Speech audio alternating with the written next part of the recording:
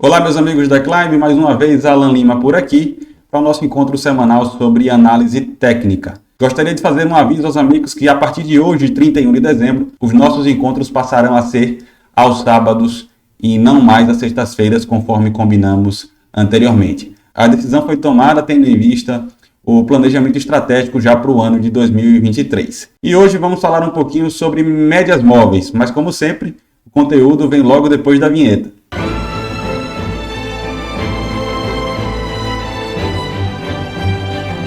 Você já sabe, mas não custa lembrar que o nosso conteúdo aqui no YouTube é estritamente educacional. Por aqui não fazemos nenhum tipo de recomendação de compra ou venda de ativos negociados em bolsa. E agora sim, tema na tela, médias móveis para vocês, dando continuidade aos nossos estudos sobre indicadores técnicos. As médias móveis são talvez o indicador mais utilizado no mundo inteiro pelos mais diversos sistemas de operação.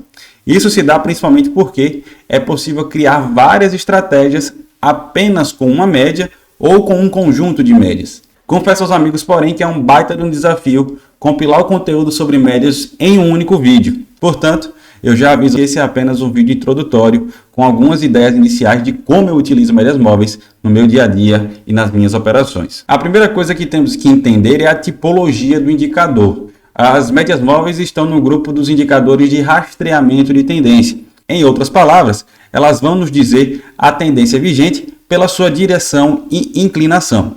Inclusive, a depender do período utilizado, já a gente vai falar sobre ele, a média móvel se comporta como uma linha de tendência dinâmica, suprimindo até certo ponto a necessidade da gente traçar essas linhas auxiliares manualmente. Tecnicamente, já que estamos falando de média, é preciso definir uma variável a ser utilizada no cálculo. E esta variável é o fechamento anterior, ou melhor dizendo, os fechamentos anteriores. E aí que entra o tal período. O período nada mais é do que o número de fechamentos anteriores utilizados no cálculo da média. No exemplo aqui na parte inferior da tela, o Candle 400 terá a média plotada a partir do cálculo dos últimos 20 fechamentos, ou seja, do 399 até o 380. E a cada novo candle, essa média é atualizada. Eu coloquei na tela para vocês também alguns dos períodos mais utilizados que eu já vi por aí.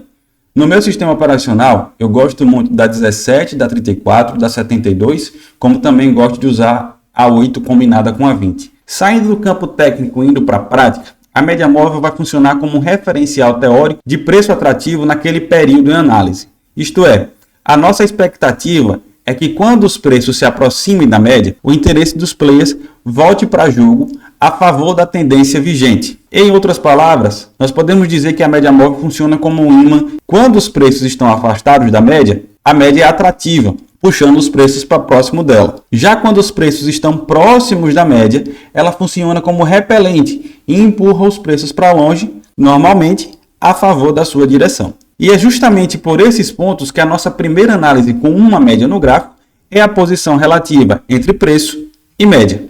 E neste contexto, a gente vai ter os seguintes cenários. Neste cenário atual que a gente tem uma tendência de baixa, em verde a gente tem a faixa em que o preço está acima da média, ou seja, na contratendência. Depois, a gente tem aqui na fase amarela o preço próximo à média, que é a zona de interesse da gente. Em laranja é uma faixa um pouco afastada da média. Ele já não está tão próximo, mas também não está tão afastado como aqui no ponto azul, que é o ponto de afastamento amplo. E na tendência de alta, os cenários também são os mesmos. Em azul, muito afastado. Em amarelo, na média. Em verde, abaixo da média na contratendência. E em laranja, um cenário de um pouco afastado da média. Um outro cenário analítico de médias móveis é a combinação de duas ou mais médias.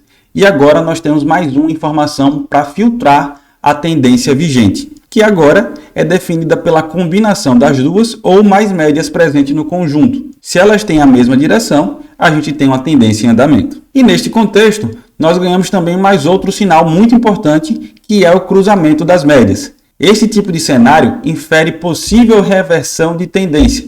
E muitas vezes, o cruzamento é utilizado como gatilho de entrada, como também gatilho de encerramento de operações. E esse foi o nosso vídeo do dia, meus amigos. Antes de concluir, eu queria fazer um pequeno alerta sobre indicadores, tá?